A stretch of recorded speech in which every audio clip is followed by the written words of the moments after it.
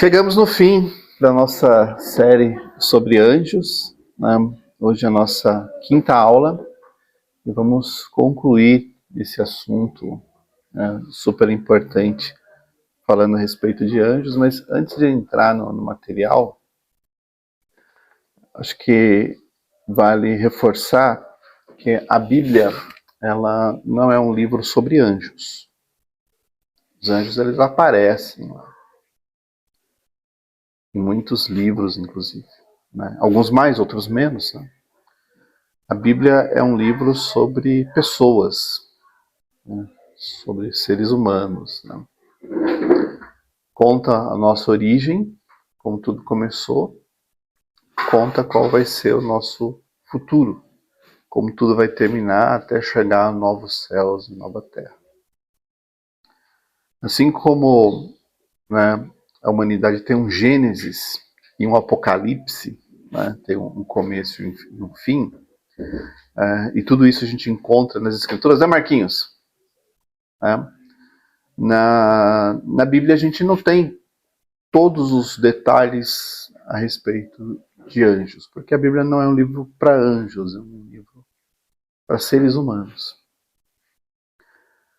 Mas de toda a criação, acho que Deus ele deu inteligência, né, tanto para a raça humana quanto para os seres espirituais. Né?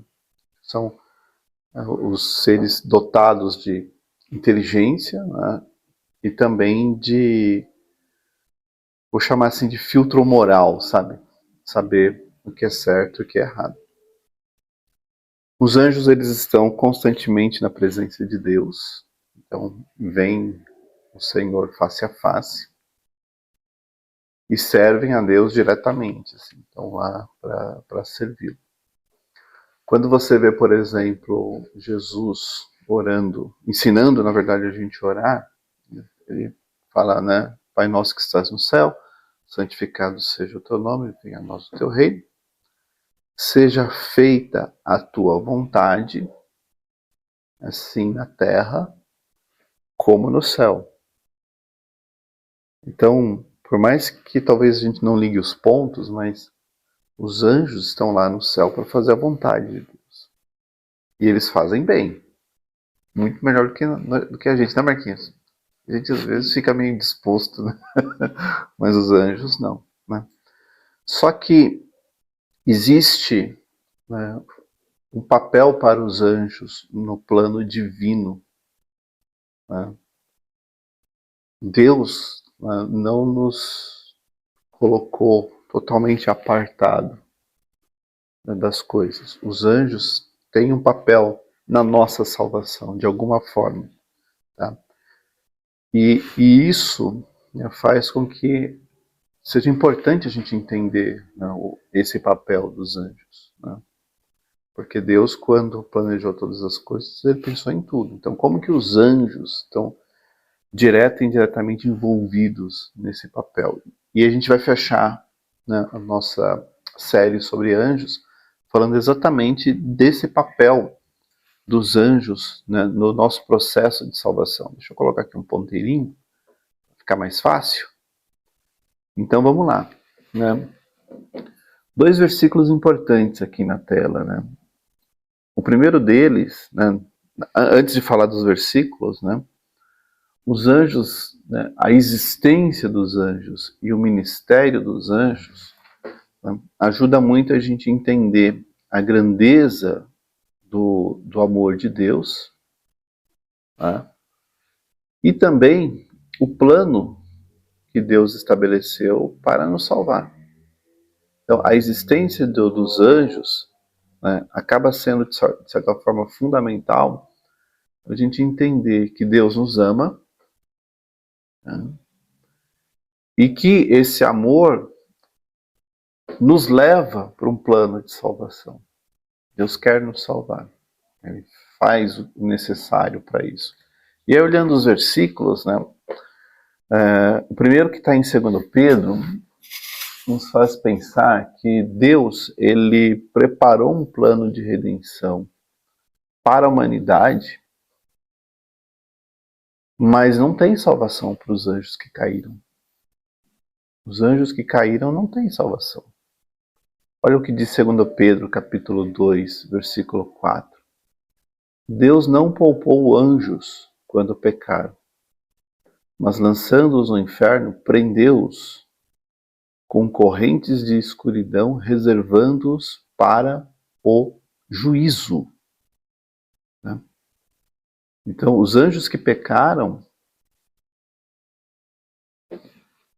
estão presos, estão, né, impossibilitados de ter salvação.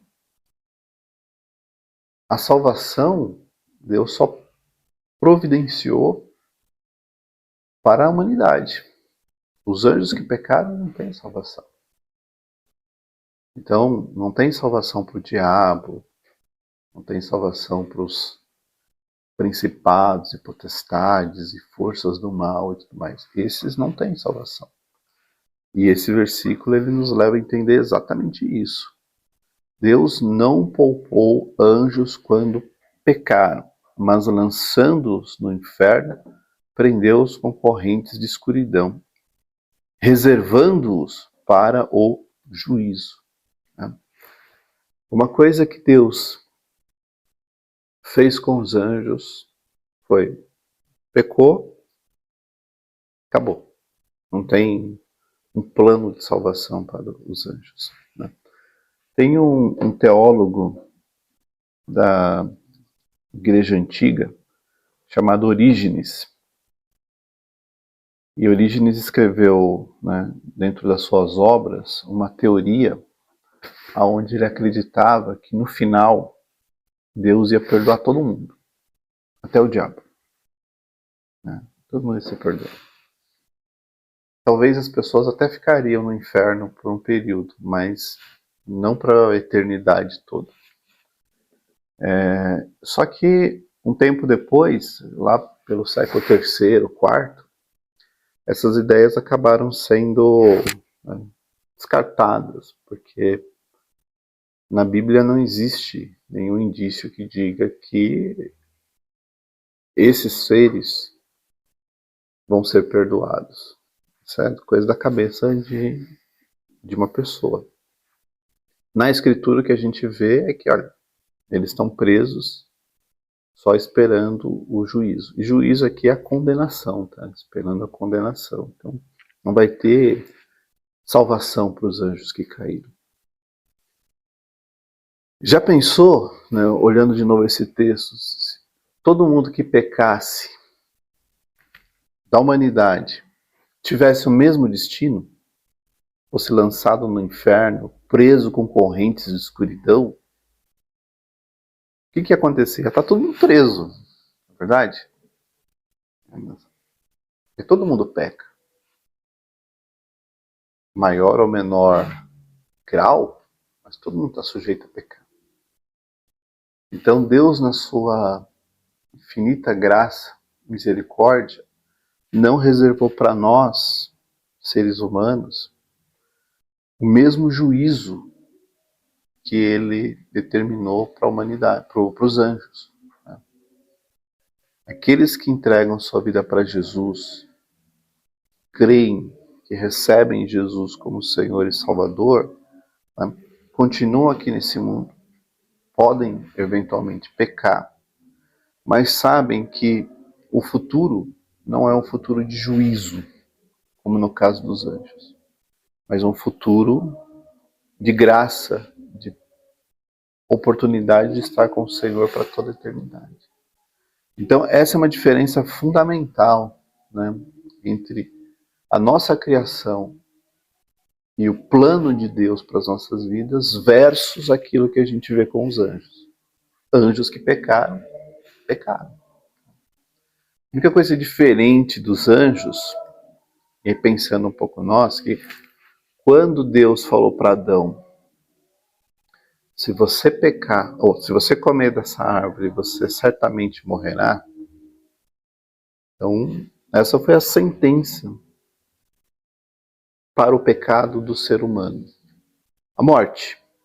Tanto que Paulo fala que o salário do pecado é a morte.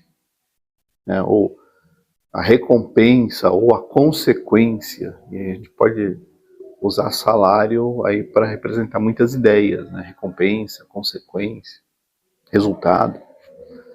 Mas o fato é, o pecado traz a morte. Então, as pessoas morrem. Elas não morrem por causa do pecado. Elas morrem por causa da desobediência lá atrás no Jardim do Éden, causada pelo primeiro casal que pecou, né? Então foi essa atitude deles de terem desobedecido ao Senhor habilitou a morte, e hoje as pessoas morrem. E elas podem morrer debaixo do pecado ou debaixo da graça. Mas as pessoas continuam morrendo. Veja, você entrega a vida para Jesus, enquanto Jesus não voltar, você pode morrer. Não é verdade, Marquinhos? Né? Só que aí a diferença é entre o morrer debaixo da graça e morrer debaixo da lei, debaixo do pecado, né? Vai nos levar para caminhos diferentes. Os anjos não podem morrer, eles são seres imortais, né? Mas, no caso deles, dos que pecaram, Deus não criou nenhuma forma de redimir os anjos que pecaram. Pecaram para pecar, né? Principalmente pelo fato de que os anjos foram criados numa condição bem diferente da nossa, né? Eles estavam lá, na presença do Senhor o tempo todo, conheciam Deus, né? Tinham testemunhado tudo aquilo que Deus fez com o seu poder. O ser humano ficava num jardim que Deus visitava, né, só no fim do dia. Então essa presença, esse privilégio de ter a presença do Senhor ali para qualquer momento, os anjos tinham. Um homem não. Então essa diferença, né, fez com que os anjos se tornassem desculpáveis, né? Eles estavam no ambiente perfeito, na presença de Deus. Os que pecaram, né? Esses não têm desculpa. Esses, né, como a gente vê no texto, Deus não poupou os anjos que pecaram. Então esses não têm o que fazer. Outra coisa que as escrituras falam, e a gente vai para o lado direito agora desse slide, né? Diz que os santos e redimidos, ou seja, nós, aqui estamos falando da gente, da igreja, julgarão os anjos. E isso foi o apóstolo Paulo que falou aqui em 1 Coríntios capítulo 6, versículo 3. Por acaso vocês não sabem que havemos de julgar os próprios anjos? Quanto mais as coisas dessa vida, né?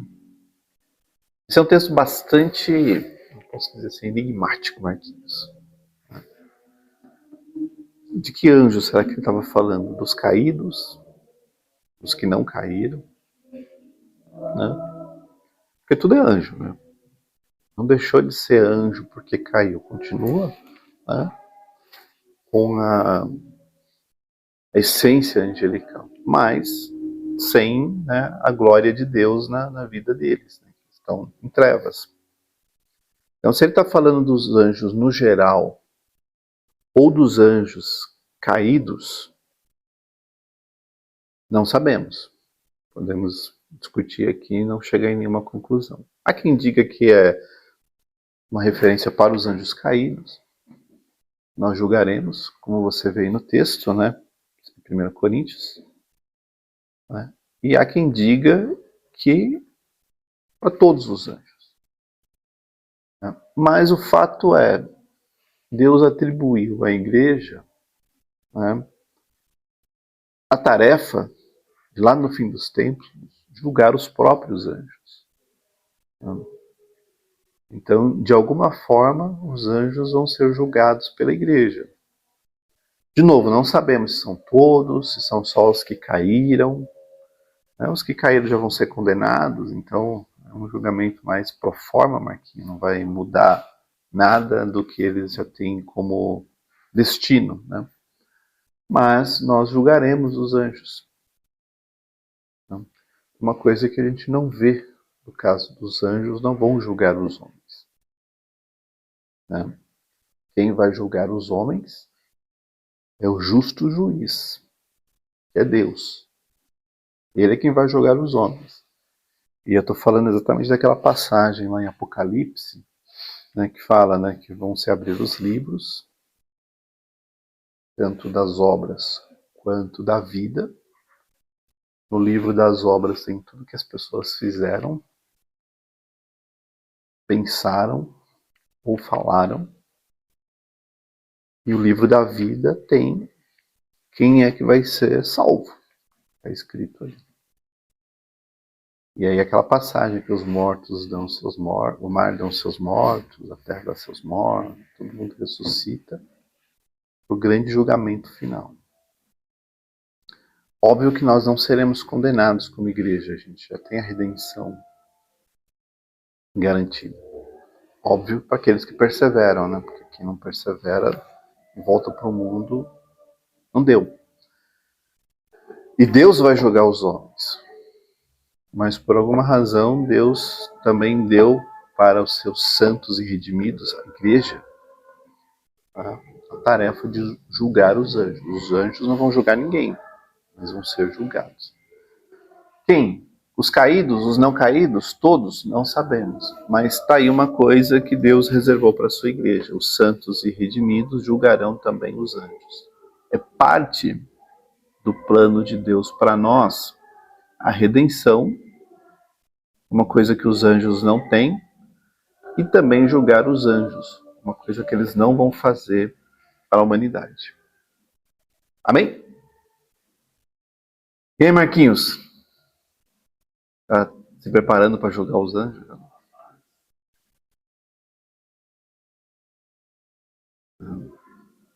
Gente, se a gente parar para pensar, né? Nossa, a gente não tem ideia da dimensão espiritual das coisas. Está lá na Bíblia. Talvez você já até leu esse versículo em algum lugar, em algum momento. Ou em algum contexto. O fato é, você e eu, nós vamos julgar os anjos. Como que isso vai ser? Não sei. Mas tentando imaginar como é um julgamento, né? Os anjos lá, ó, esse anjo fez isso, esse anjo fez aquilo. Como que você julga esses anjos? Pensando assim, né? Tentando imaginar como vai ser a cena. Se vai ser coletiva, a igreja, ou individual, não sei. Mas os anjos vão estar lá para serem julgados. Isso nos dá a entender que no final todos vão ser julgados, tanto homens quanto anjos. Isso faz sentido, tá? Pensando aqui faz sentido, porque se no final, lá em Apocalipse, vai ter novo céu e nova terra, é novo céu e nova terra. Então é uma nova criação chegando para aqueles que foram, né, julgados e aprovados para entrar nesse novo céu, nessa nova terra. Não vou ficar falando de novo céu e nova terra, porque isso é tema para outro estudo. Mas vou deixar a pergunta aqui, Marquinhos. Será que esse novo céu e a nova terra seria um outro planeta? Ou será que seria esse planeta aqui renovado? Né? Deixa o suspense aí, né? Um novo. Será que é esse aqui renovado? Ou será que acaba esse aqui e vai para um outro planeta? Planeta para ir tem, né? Porque ciência diz que tem, né? Planeta para não acabar mais, né, Val? Então, se é outro planeta, sabemos, mas que tem. Mas vamos continuar. Anjos também são a prova de que o mundo espiritual é real. Texto que está aqui em 2 Reis, capítulo 6, versículo 11, e depois os versículos 14 e 17. Aqui é com Eliseu, tá? O rei da Síria ficou angustiado com este incidente, né? Só para a gente recapitular o que estava acontecendo aqui. O rei da Síria tentava atacar Israel, né? E alguém sabotava o ataque dele. Por quê? Porque Deus revelava para Eliseu, Eliseu avisava o rei reagia e o exército da Síria era frustrado e não conseguia lograr êxito, né? Então chamou os seus servos e perguntou: vocês vão me dizer quem dos nossos está do lado do rei de Israel? O rei achava que tinha um infiltrado lá dentro, né? Tinha alguém passando a letra lá para o rei de Israel, né? Mas aí alguém diz: não, rei, não tem nada a ver. Tem um profeta lá que o Deus de Israel fala para ele, ele fala para o rei sai na frente, né? Versículo 14. Então o rei enviou para lá era para onde Eliseu estava, né? Cavalos, carros de guerra e um grande exército. E eles chegaram de noite e cercaram a cidade. Então, né, o rei fez o que qualquer um faria, né? Já que é esse Eliseu que está aí, vamos atacá-lo, e aí acabou, né, para o povo de Israel. Vamos continuar. O servo do homem de Deus levantou-se bem cedo, e ao sair, eis que tropas, cavalos e carros de guerra haviam cercado a cidade. Então o moço disse a Eliseu: ai, meu senhor, que faremos? O moço estava com medo, mas acho que toda a cidade estava apavorada, né? Porque imagina, eles chegaram de noite, cercaram a cidade, e tudo bem, à noite você não percebe, né? Pegaram um pouco na surdina. Quando amanheceu, aquele exército todo cercando a cidade, tá? Continuando. Ele respondeu, né, Eliseu: não tenha medo, porque são mais os que estão conosco do que os que estão com eles. E Eliseu orou e disse: Senhor, peço-te que abras os olhos dele para que veja. O Senhor abriu os olhos do moço e ele viu que o monte estava cheio de cavalos e carros de fogo ao redor de Eliseu. Então, o exército que estava ali para atacar Eliseu era um exército de pessoas, seres humanos, que era grande, porque o rapaz ficou apavorado. Mas Eliseu falou assim, ó, não se preocupe, tem mais gente conosco do que com eles. E por um momento, o rapaz conseguiu enxergar o mundo espiritual sendo desvendado ali. E no mundo espiritual, né, ele via que tinha muito mais gente, muito mais seres angélicos, angelicais, do lado dele e de Eliseu do que o exército inimigo que estava lá. Isso nos faz pensar a respeito de como que o mundo espiritual ele funciona, né? Às vezes a gente tem a sensação de que as coisas elas estão organizadas em camadas. Então tem nós aqui, aí aqui em cima tem mundo espiritual, e aqui em cima tá Deus.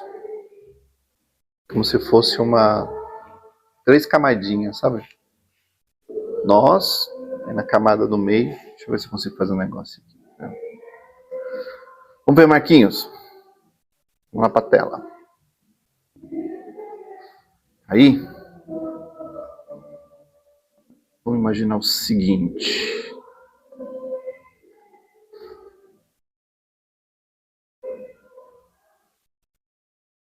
Se vai dar certo. Vamos lá. Tela em branco, né? A gente pode imaginar que as coisas funcionariam mais ou menos dessa forma aqui, ó.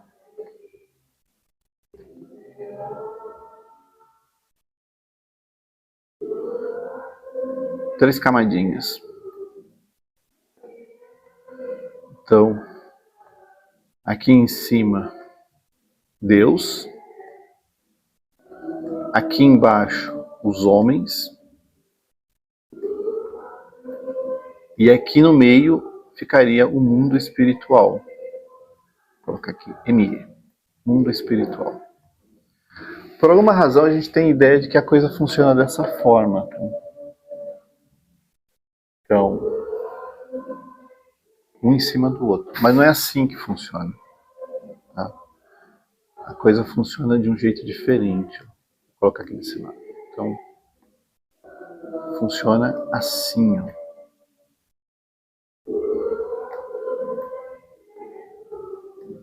Então, aqui é o mundo dos homens, aqui o mundo espiritual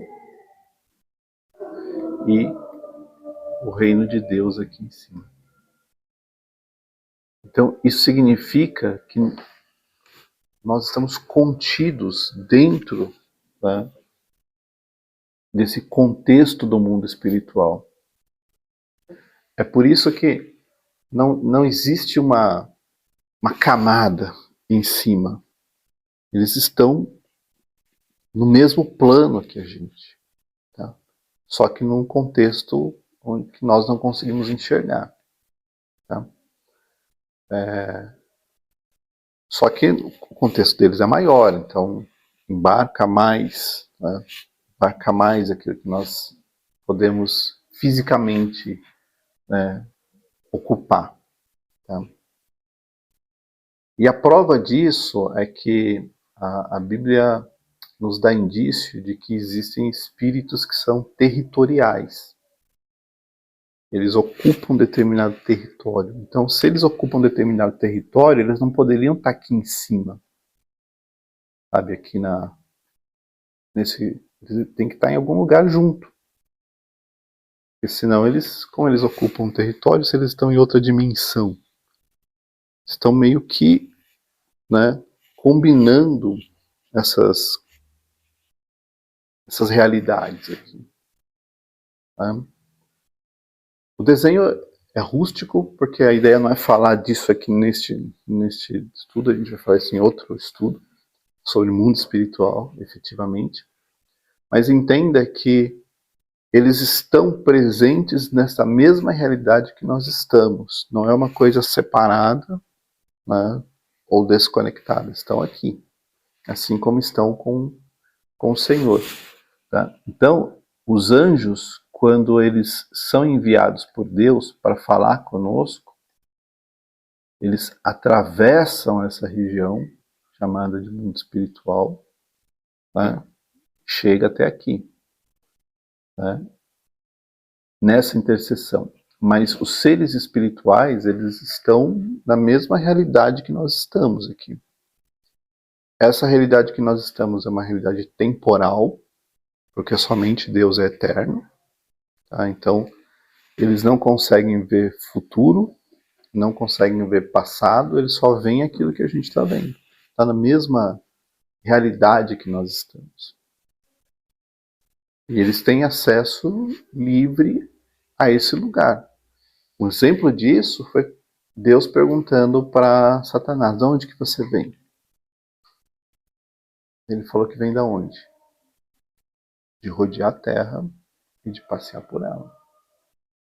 Porque ele não está num lugar isolado da gente, como a gente pode imaginar, sabe? Uma camada separada aqui, ó. Né? Ele está ali, né? Como se fosse mesma realidade, só que no caso deles espiritual. Nossa realidade é física. Mas ele está aí, ó, andando, passeando, vendo as pessoas, ouvindo as pessoas, né? E provocando as pessoas para terem as mais diferentes reações. Então, os anjos, e eu vou voltar para o slide anterior,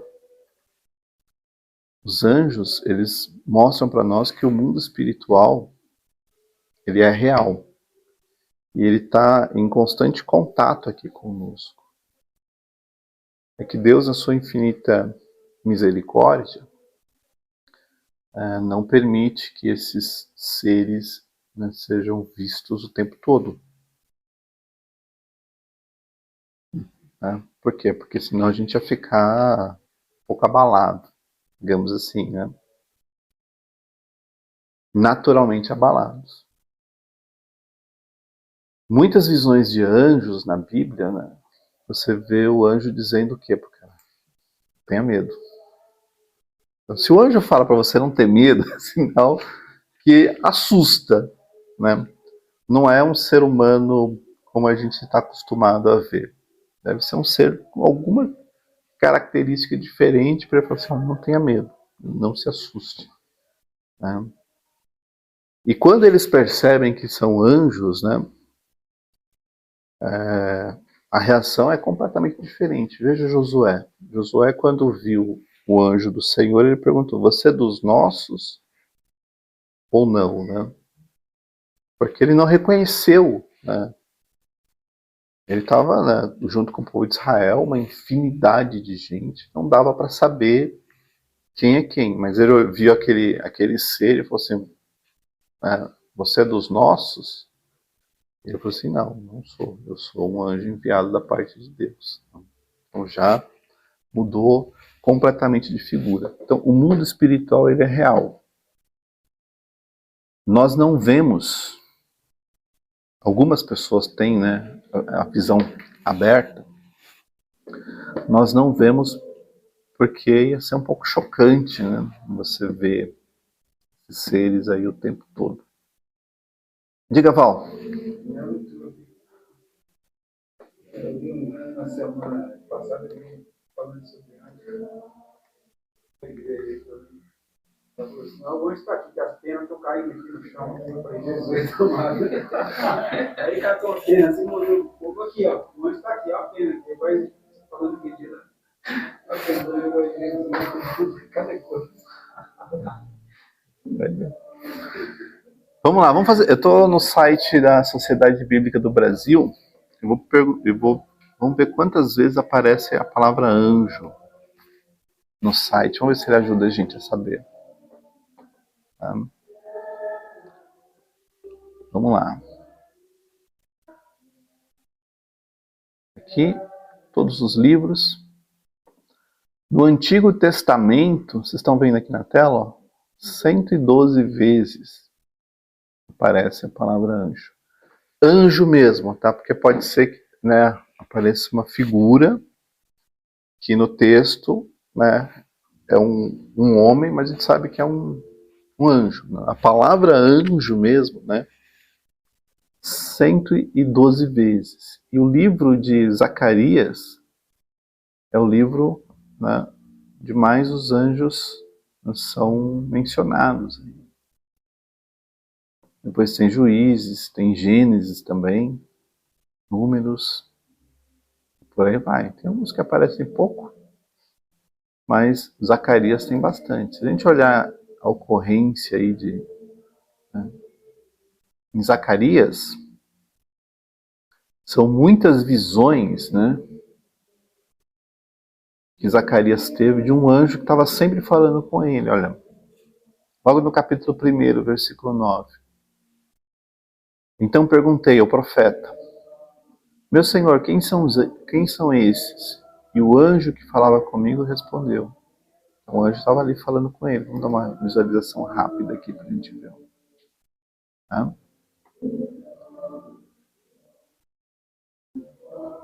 Visão dos cavalos. Né? Um pouquinho mais para frente, no versículo 11. Né? O anjo do Senhor que estava entre as murtas. Né? E disseram, nós já percorremos a terra, e eis que toda a terra está agora calma e tranquila. Essa visão é muito interessante. Bem no comecinho do ministério, né, no 24º dia do 11º mês, que é o mês de Sebate, no segundo ano do rei Dario, e aí, né, um contexto, cativeiro, era a época do cativeiro, ali, o povo estava na Babilônia, espalhado, alguns na Pérsia, Dario, né, era o rei persa que estava governando, e Zacarias era um profeta do Senhor, né? Tive de noite uma visão, e eis um homem montado em um cavalo vermelho, né?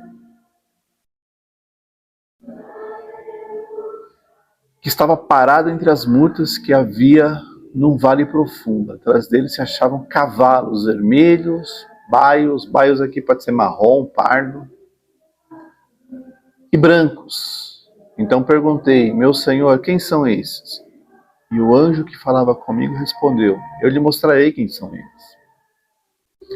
Então o homem que estava entre as murtas disse, eles são os que o Senhor enviou para percorrerem a terra.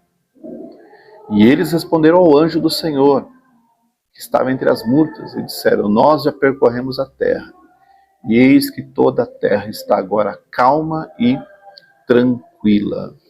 Então, essa é a ideia, né? Os anjos, eles estão aí, ó, né? Andando, circulando, vendo, observando, às vezes lá, às vezes aqui, a presença do Senhor, mas eles estão sempre fazendo aquilo que Deus quer que eles façam. Essa é a principal verdade que nós precisamos ter. Depois do iluminismo, o iluminismo ele trouxe uma ideia, que é a ideia da razão, né? E os iluministas, né, eles começaram a dizer que tudo aquilo que não era real, né, você pudesse interagir com os seus sentidos ou explicar de forma racional, deveria ser desconsiderado. Então, esses iluministas começaram a influenciar um grupo de teólogos, que são chamados hoje de liberais, porque esses teólogos começaram, aproveitando essas ideias iluministas, começaram a identificar que tudo aquilo que não pode ser explicado racionalmente, né, deveria ser considerado mito. E eles enquadraram anjos, demônios e milagres nessa categoria de mitos.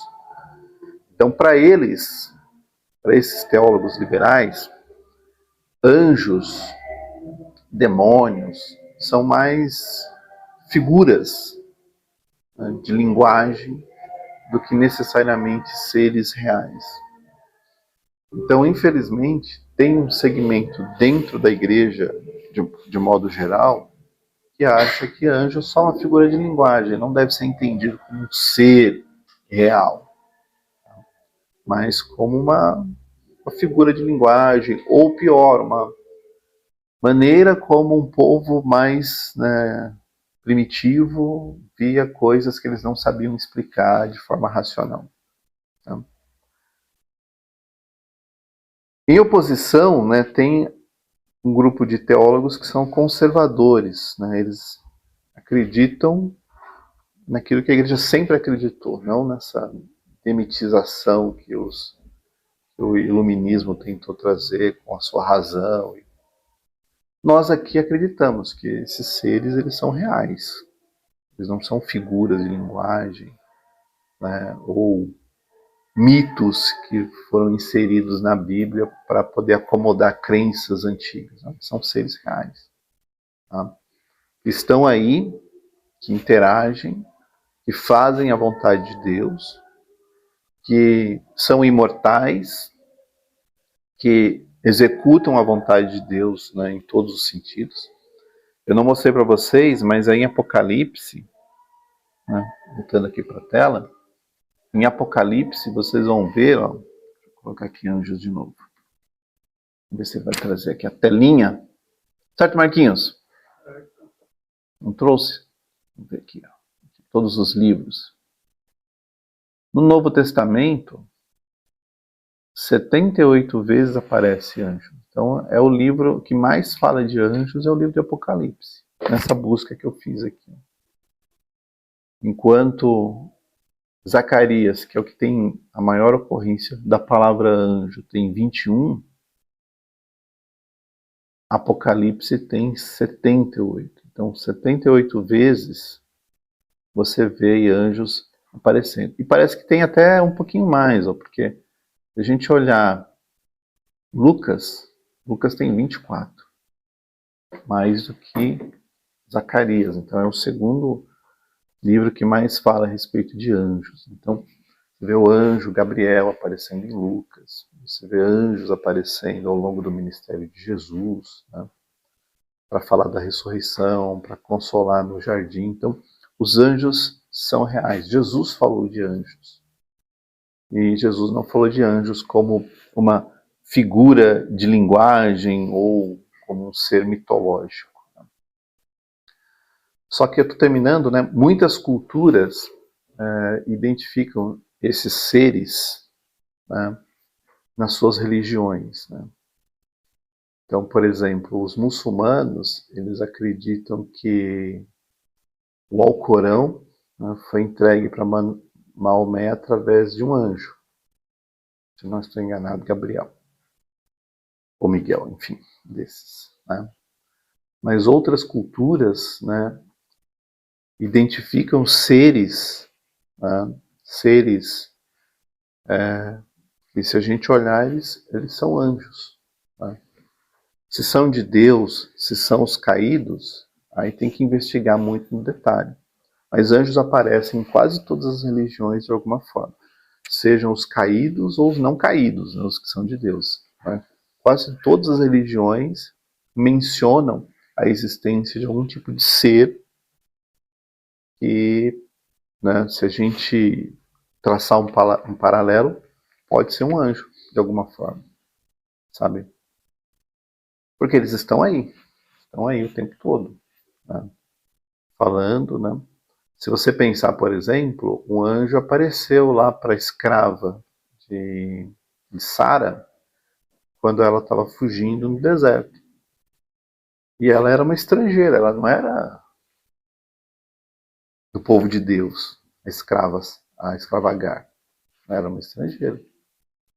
Balaão, né, quando foi amaldiçoar o povo, um anjo desenrolou a língua da jumenta, né, para que pudesse falar com Balaão. E Balaão não era do povo de Deus, né?